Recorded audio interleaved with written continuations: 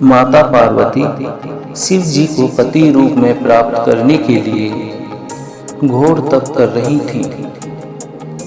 उनके तप को देखकर देवताओं ने शिव जी से देवी की मनोकामना पूर्ण करने की प्रार्थना की।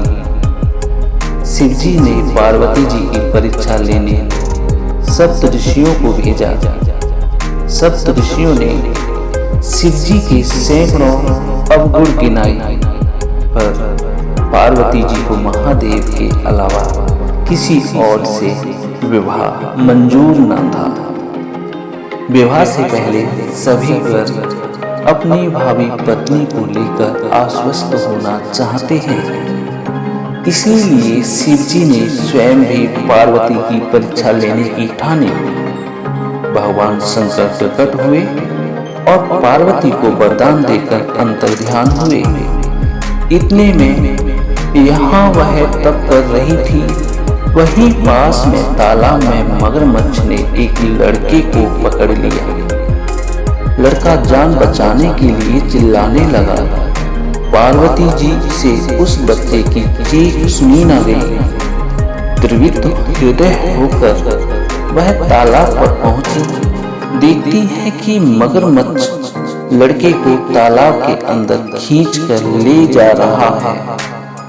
लड़के ने देवी को देखकर कहा, मेरी ना तो माँ है, ना बाप, ना कोई मित्र। माता, आप मेरी रक्षा करें। पार्वती जी ने कहा, हे ग्रह, इस लड़के को छोड़ दो। मगरमच्छ बोला, दिन के छठे पहर में जो मुझे मिलता है उसे अपना आहार समझकर स्वीकार करना मेरा नियम है। ब्रह्मदेव ने दिन के छठे पहर इस लड़के को भेजा। मैं इसे क्यों छोड़ दूं?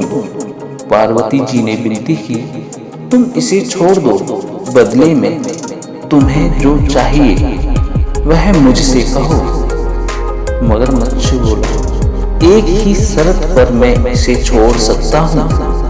आपने तप करके महादेव से जो वरदान दिया, यदि उस तप का फल मुझे दे दोगे तो मैं इसे छोड़ दूंगा। पार्वती जी तैयार हो गईं। उन्होंने कहा, मैं अपने तप का फल तुम्हें देने को तैयार हूँ, लेकिन तुम इस बालक को छोड़ दो। मगरमच्छ ने समझाया, सोच लो देवी, जोश में आकर संकल्प मत करो। हजारों वर्षों तक जैसा तप किया है वह देवताओं के लिए भी संभव नहीं। उसका सारा फल इस बालक के प्राणों के बदले चला जाएगा। पार्वती जी ने कहा, मेरा निश्चय पक्का है, मैं तुम्हें अपने तप का फल देती हूँ, तुम इसका जीवन दे दो। मगरमच्छ ने पार्वती जी से तप दान करने का संकल्प करवाया।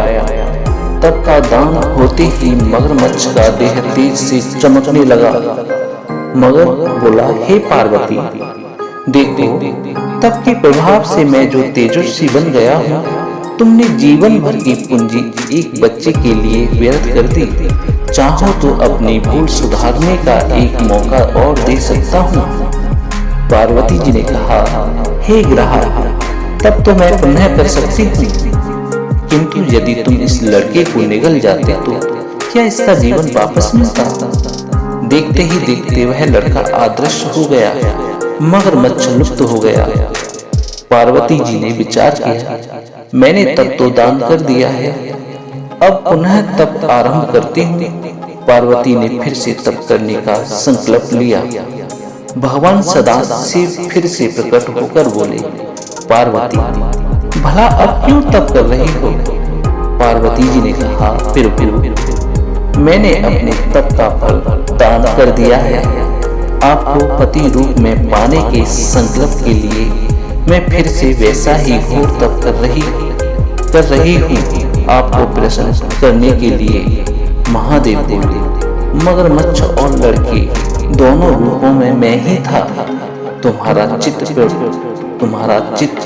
प्राणी मात्र में अपने सुख दुख का अनुभव करता है या नहीं, इसकी परीक्षा लेने को मैंने यह लीला रची। अनेक रूपों में दिखने वाला मैं एक ही एक हूँ। मैं अनेक शरीरों में शरीरों से अलग अलग निर्विकार हूँ। तुमने अपना तप मुझे ही दिया है, इसलिए अब और तप करने की जरूरत नहीं।